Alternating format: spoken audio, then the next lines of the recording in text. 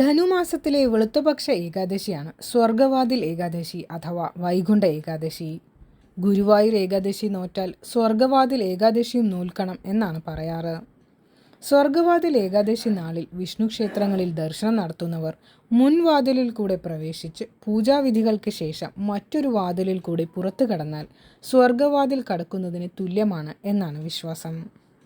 സ്വർഗവാതിൽ ഏകാദശി വ്രതാനുഷ്ഠാനം എങ്ങനെ എന്ന് നോക്കാം. സ്വർഗവാതിൽ ഏകാദശി വ്രതാനുഷ്ഠാനം തലേ ദിവസം ആരംഭിക്കേണ്ടതാണ്. തലേന്ന് ഒരിക്കലൂണ് മാത്രം നടത്തണം എന്നാണ് വിധി. ഏകാദശി ദിനം പൂർണ്ണമായ ഉപവാസം നടത്തണം.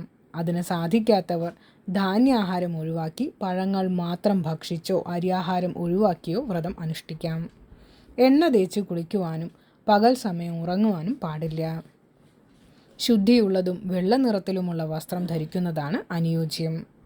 അന്നേ ദിവസം വിഷ്ണു ക്ഷേത്രങ്ങളിൽ ദർശനം നടത്തുകയും ഒരു വാതിലിൽ കൂടെ കടന്ന് മറ്റൊരു വാതിലിൽ കൂടെ പുറത്തു കടക്കുകയും ചെയ്യണം എന്നാണ് വിശ്വാസം.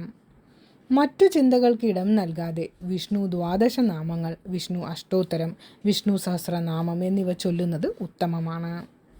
ഏകാദശി ദിവസങ്ങളിലുടനീളം ഓം നമോ നാരായണായ എന്ന അഷ്ടാക്ഷര മന്ത്രവും ഓം നമോ ഭഗവതേ വാസുദേവായ എന്ന ദ്വാദശാക്ഷരി മന്ത്രവും 108 തവണ ജപിക്കുക.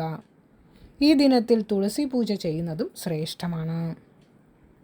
ഏകാദശിയുടെ പിറ്റേന്ന്, അതായത് ദ്വാദശി ദിവസം, തുളസി ഇലയും മലരുമിട്ട പ്രത്യേക തീർത്ഥം സേവിച്ച് വ്രതം അവസാനിപ്പിക്കാവുന്നതാണ്.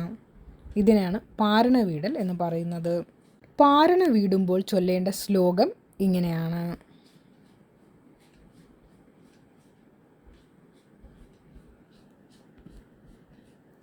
ഈ ശ്ലോകം ഉരുവിട്ടുകൊണ്ട് വേണം വ്രതം അവസാനിപ്പിക്കുവാൻ.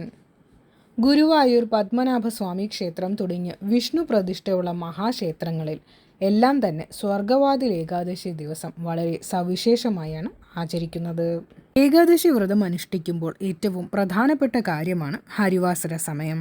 ഹരിവാസര സമയം തുടങ്ങുന്നത് ഡിസംബർ 30 രാത്രി 10:12 മുതൽ ഡിസംബർ 31 രാവിലെ 10:12 വരെയാണ്. പാരണ സമയം പ്രത്യേകം ശ്രദ്ധിക്കേണ്ട ഒന്നാണ്.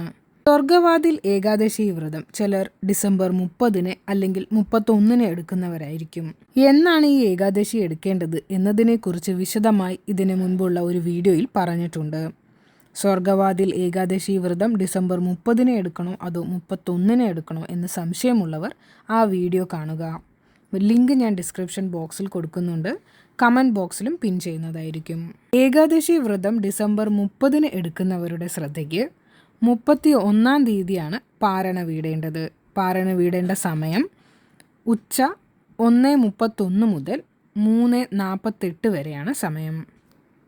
ഇനി 31 വ്രതം എടുക്കുന്നതെങ്കിൽ പാരണ വീടേണ്ടത് ജനുവരി 1 രാവിലെ 7:14 മുതൽ 9:18 വരെയാണ് പാരണ വീടേണ്ട സമയം.